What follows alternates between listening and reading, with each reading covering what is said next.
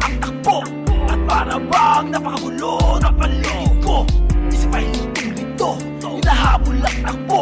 Nilaligaw na sa gulo ng paligid ko, sumasabay sa agos ng mga hakbang, hindi alam kung saan patungo. Mga katanungang nakatago pa rin sa bawat luhang tumutulo.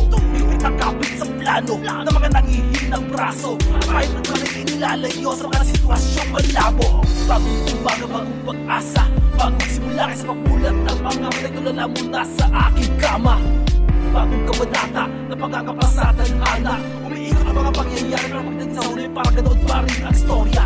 Nakakapagod ang sumuko, ginagawa naman ang lahat pero di pa rin pakitaan ng pagbabago. Nakakapagod ang isuko, kapagtak sa daang ito na parang wala naman liwanag parating kuman ang ulo. Isipan ay di maiwasan na subukan na takasan na lang ang lahat, takasan na lang ang lahat. Dahil kahit anong gawin nandyan pa rin, damang-dama ko pa rin ang bigat.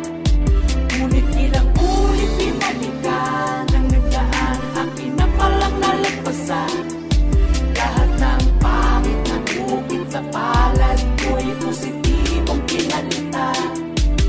Bata pa lamang ay nangarap na ako ng mataas, sa kabila ng kahirapan ay aking pinagtas. Ang kaliwag ka ng unos, walang tigil sa pagbuhos ng balakid, lumalapit ngunit di dyan nagtatapos. Nawalan pa ng ama na lalong nagpasama sa takbo ng buhay kong lubhang pinalot ng kaba, hanggang sa matutunan kong magsulat ng saloobin na naging kabuwang upang mapagaan ang damdamin. Tapos nagkapamilyat na biyayaan ng anghel, sa piling ng asawang inspirasyon ng papel. Sa aking buhay ay tunay kong napahalagahan, at ngayon ay kayang-kaya ng tapakan ng nakaraan. Nagdaan at kadiliman ay tuluyang nagliwanag sa landas na tinatahak, nakaramdam ng pagkapanatag. Salamat ng marami sa ating Diyos na may kapal, kailan may hinaan mo pinabayaang mabuwal. Isipan ay di maiwasan na subukan na takasan na lang ang lahat, takasan na lang ang lahat.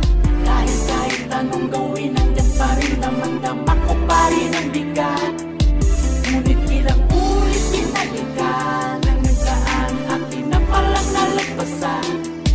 Lahat ng pangit na ukit sa palad ko'y positibong pinalitan. Parang pinupuni sa pagkakapit, bakit sinasabit, parang pinupuni, kapit,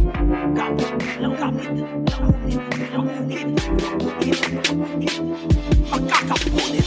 Bakit ba nung bati ka putong panaginip ay parang pinupunit? Mga sitwasyon kami parang gusto na bumitaw sa pagkakapit. Nagtatanong kung bakit ganito ang sinasabit. Sa bawat gilid ng mundo parang purmain ang sinasabit. Sa pagdating ng putong panaginip ay parang pinupunit.